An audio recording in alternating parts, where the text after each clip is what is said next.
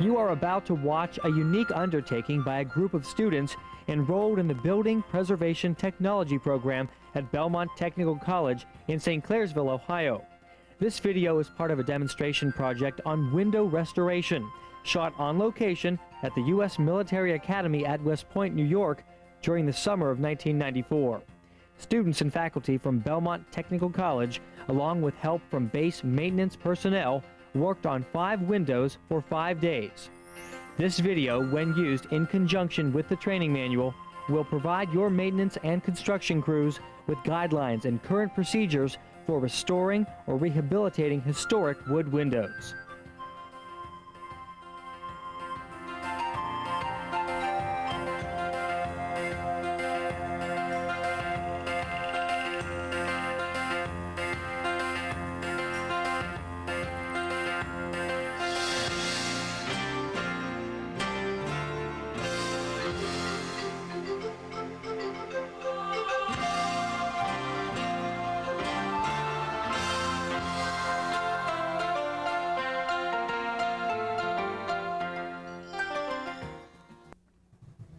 The project about to be undertaken is the restoration of a bay window on a triplex housing unit at the U.S. Military Academy at West Point.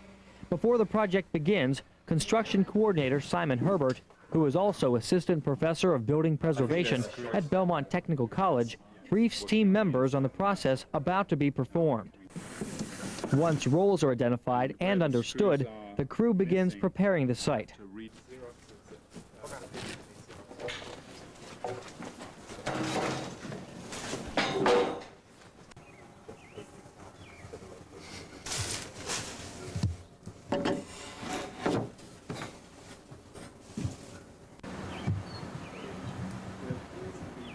Outside, sturdy scaffolding is set up, and drop covers are placed beneath the window to protect shrubs and plants from old paint and debris. Inside, the floors are also protected by a thick tarp, and we're ready to get started. First up, removing the triple-track aluminum storm sash. The outside frame will be cleaned, scraped, and then repainted.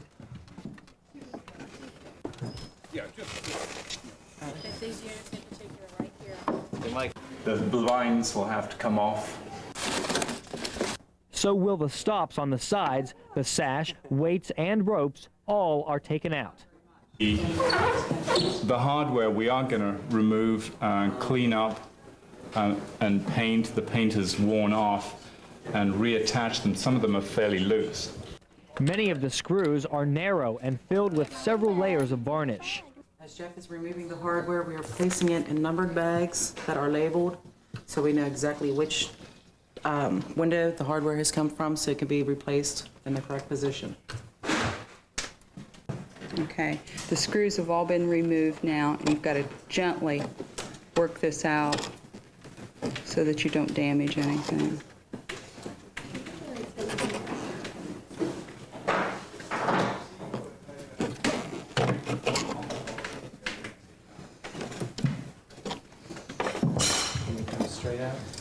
The layers of varnish have collected down here at the bottom, and so it's stuck here. So I'm using a utility knife to try to cut through the layers so that we can get this to slide out. Once the wood stops are removed, the next step is freeing the sash from its cords and weights.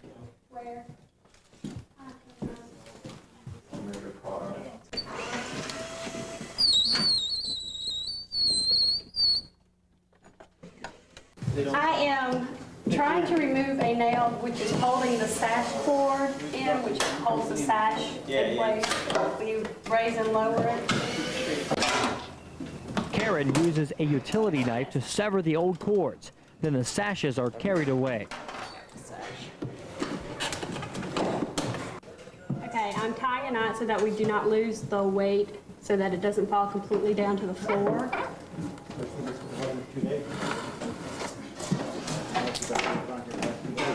This is the lower part of the upper sash, and as you can see, it's really deformed from prior deterioration, and someone was trying to fix it at one time, but it doesn't look like it was done very well. We might have to do some consolidation on this part and make sure that it's all squared and that it's structurally sound for the window. Underneath several layers of paint, students found problems with the frame. Here's a little bit of wood damage. I don't know really what's caused it, but you can see that the putty patch that they put in there is so easily pop out that the paint hadn't stuck to it. So we'll go ahead and epoxy consolidate that also and bring it up. And it's trapped some water. You can see how easily the paint just peels. Back inside, old weather stripping is removed with one quick tug. The window's still in place. The stop here has to come loose before you can remove the pocket cover here. We can get in there from that side a little bit. Yeah. And this then reveals the weights inside which control the counterbalance for the window sash. These are all going to be rehung on new cord. That's why we need to get in here. And this stop has to come out in order to gain access to this pocket in the window. This is the cord. Once all weights are taken out, the sash follows. Okay, we're removing the upper sash, and as the cords are being cut, I have to hold it up so that it doesn't drop. And he's tying a knot in the cord so that the weights won't fall down inside the window. Got this? Yep.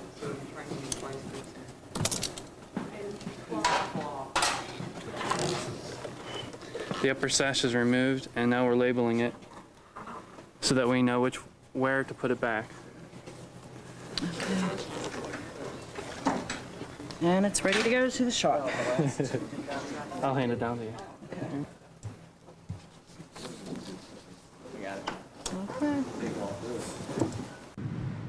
Now that the window has been disassembled, repairs can begin on the sashes and the frame. But before that, let's take a closer look at the legacy and tradition that is the U.S. Military Academy at West Point.